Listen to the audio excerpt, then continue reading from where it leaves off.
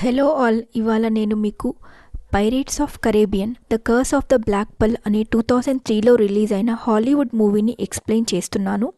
ఇది ఆ ఇయర్లోనే one of the highest grossing ఫిల్మ్గా నిలిచింది. దీన్ని ఇప్పటివరకు మొత్తం 5 పార్ట్స్గా తీశారు. 6th పార్ట్ కూడా త్వరలోనే రిలీజ్ అవ్వబోతుంది. ఇవాళ నేను ఎక్స్ప్లెయిన్ చేయబోయేది ఫస్ట్ పార్ట్. మూవీ స్టార్టింగ్లో డంట్లెస్ అనే షిప్లో ఒక పాప పైరేట్స్ గురించి పాట పాడుతూ ఉంటుంది. అది చూసిన గిబ్స్ అలా పాడకూడదు, పైరేట్స్ ఇక్కడే తిరుగుతూ ఉంటారు అని చెప్తాడు. అప్పుడు ఆ పాప నాకు పైరేట్స్ని కలుసుకోవాలని ఉంది అని చెప్తుంది. అప్పుడు అక్కడికి నారింగ్టన్ వచ్చి పైరేట్స్ చాలా దుర్మార్గులు, వాళ్ళు కనిపిస్తే నేను వాళ్ళని చంపేస్తాని అంటాడు. అలాగే ఆ పాప పేరు ఎలిజబెత్ స్వాన్, ఆమె గవర్నర్ కూతురు. అప్పుడు ఆ పాప నీటిలో కొట్టుకొని వస్తున్న ఒక చిన్న బాబుని చూస్తుంది. ఆ షిప్లో ప్రయాణిస్తున్న వాళ్ళు ఆ బాబుని బయటికి తీస్తారు.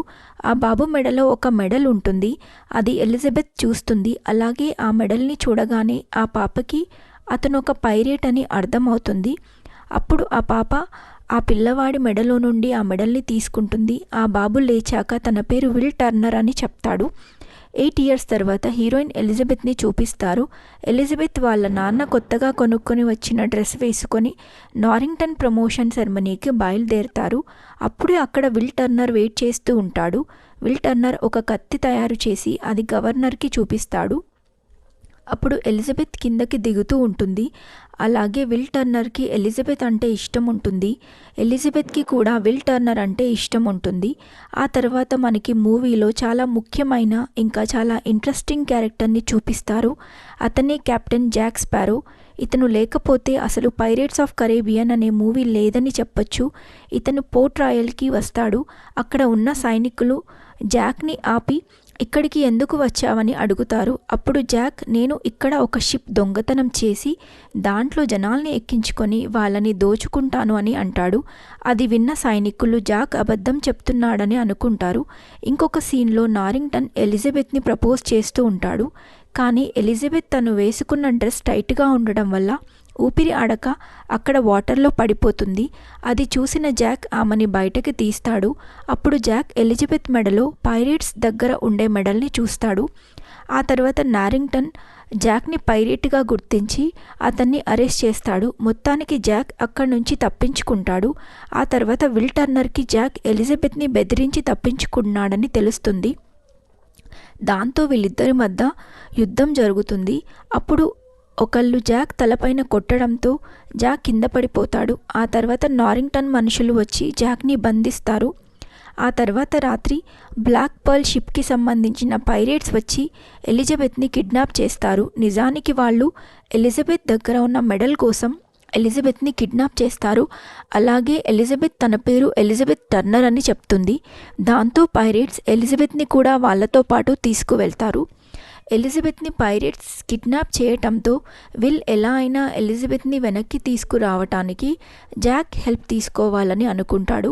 జాక్ విల్ పేరు వినగానే అతనికి హెల్ప్ చేస్తా అంటాడు. అప్పుడు విల్ జాక్ని అడుగుతాడు ఎందుకు తనకు హెల్ప్ చేస్తా అన్నాడని.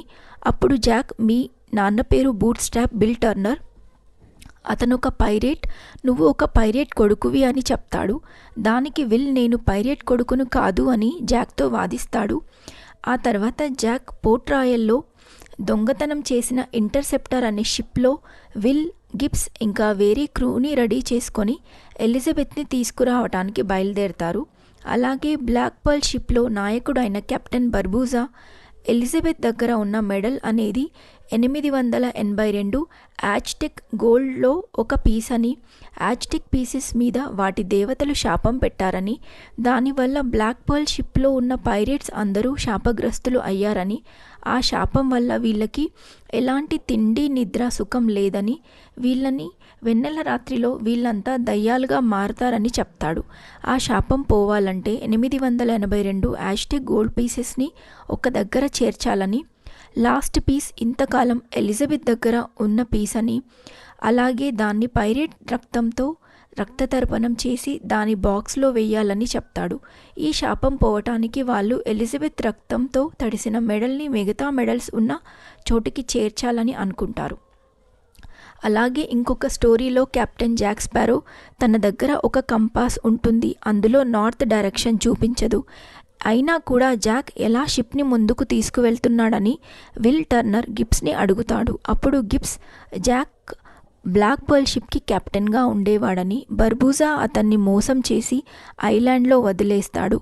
అలాగే ఒకే ఒక బుల్లెట్ ఉన్న గన్ ఇంకా కంపాస్ మాత్రమే జాక్ దగ్గర ఉంది.